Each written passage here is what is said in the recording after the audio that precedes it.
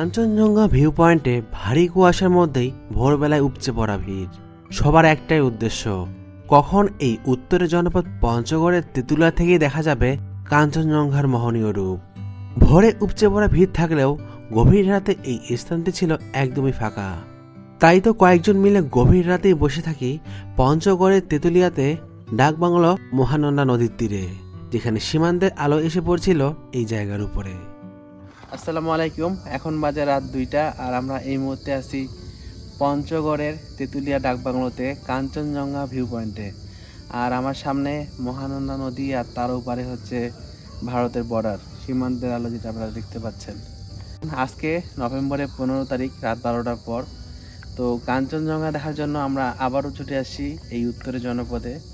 আর আমি এখন যেখানে বসে আছি এখান থেকে একদম এই সোজা বরাবর কাঞ্চনজঙ্ঘা প্লাস দার্জিলিংয়ের কার্শিয়াং রেঞ্জের পাহাড়ও দেখা যায়। মূলত রাতের ফিল্ডটা নেওয়ার জন্য আমরা এখন এখানে বসে আছি। আমরা ভোর পর্যন্ত এখানে অপেক্ষা করব। যদি ভাগ্য ভালো থাকে তাহলে ভোরবেলা আমরা এখান থেকেই এই বরাবর কাঞ্চনজঙ্ঘা দেখতে পাবো।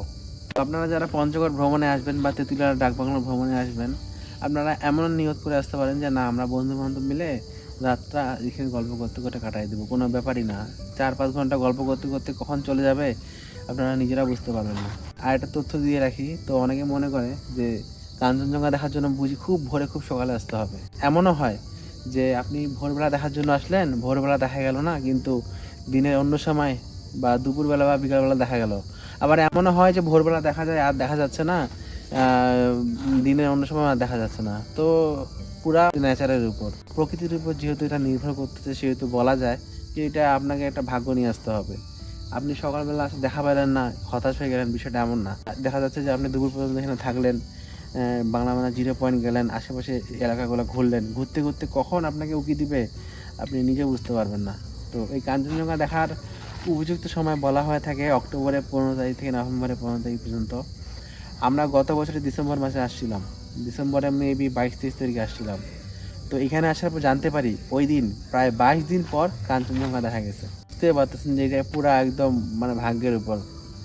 অনেকে ঢাকা থেকে আসে, অনেক দূর দূরান্ত থেকে শুধুমাত্র এই কাঞ্চনজঙ্ঘার মোহনীয় সৌন্দর্য দেখার জন্য এই তেঁতুলিয়া ছুটে আসে।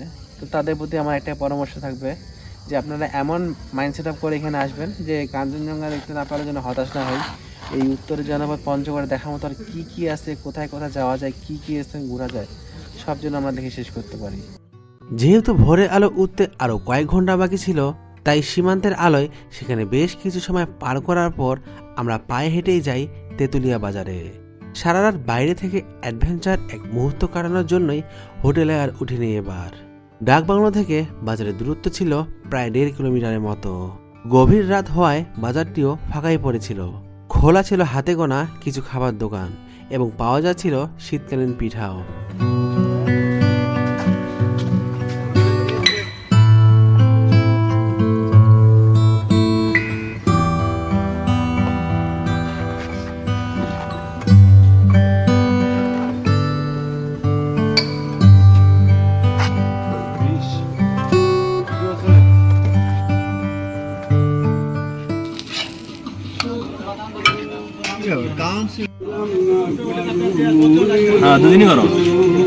বলে রাখি, এবারের পঞ্চগড় সফরে আমরা আসি ঢাকা থেকে পঞ্চগড়গামী একতা এক্সপ্রেস ট্রেনে।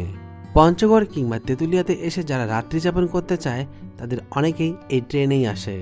ট্রেন রাতে এনে নামিয়ে দেবে দেশের সর্ব উত্তরের রেলওয়ে স্টেশন পঞ্চগড়ের বীর মুক্তিযোদ্ধা সিরাজুল ইসলাম রেলওয়ে স্টেশনে। সেখান থেকে বাস, অটো কিংবা সিএনজিতে আসা যায় তেঁতুলিয়াতে।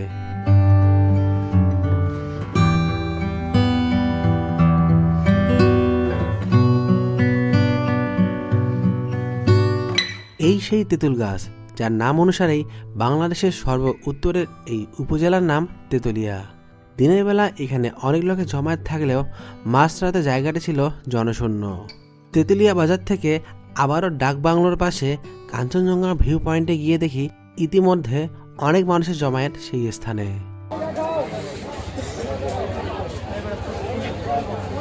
ভাই কাঞ্চনজঙ্ঘা তাই 5 মিনিট দিবে আসলে কথা কাঞ্চনজঙ্ঘা কেন দেখা যায় না কদি একটা জিনিস এখন ওখানে দিকে তো সব নাই বেলা যত বাড়তে থাকলো এখানে মানুষের ভিড়ও তত বেশি বাড়তে থাকলো। সবার একটাই চাওয়া, কখন সূর্য উঠবে আর কখন উকি দিবে হিমালয় পর্বত শৃঙ্গ কাঞ্চনজঙ্ঘা।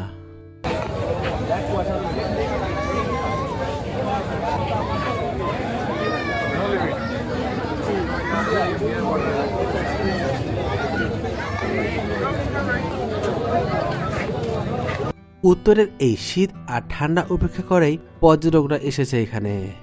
অধীর আগ্রহে সবার একটাই চাওয়া, কখন কেটে যাবে এই কুয়াশা আর কখন দেখা দিবে সেই সৌন্দর্য।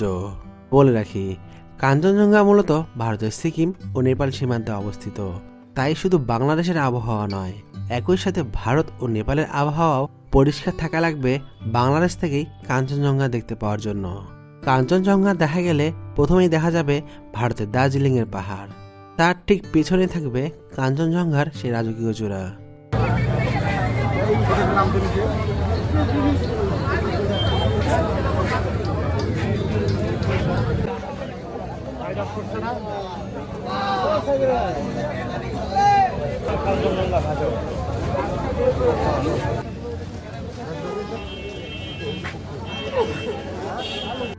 কাঞ্চনজঙ্ঘা দেখার জন্য কিছুটা সময় অপেক্ষার পর ভ্যান নিয়ে চলে যাই আশেপাশের বেশ কিছু স্থানে ভ্রমণের জন্য। যদি আকাশ পরিষ্কার হয় তাহলে উত্তরের এই জনপদের বেশ কিছু জায়গা থেকেও দেখা যাবে কাঞ্চনজঙ্ঘার চূড়া। চায়ের রাজ্য পঞ্চগড়ে আমরা 4 জন। সবাই দেখা যাচ্ছে, সবাই আসছে। এটা হচ্ছে তেঁতুলিয়া পুরাতন বাজার। ওই যে এদিকে বাজারটা দেখলো না, ওদিকে এদিকে বাজার ছিল, ওই হাটটা গিয়ে বসতো।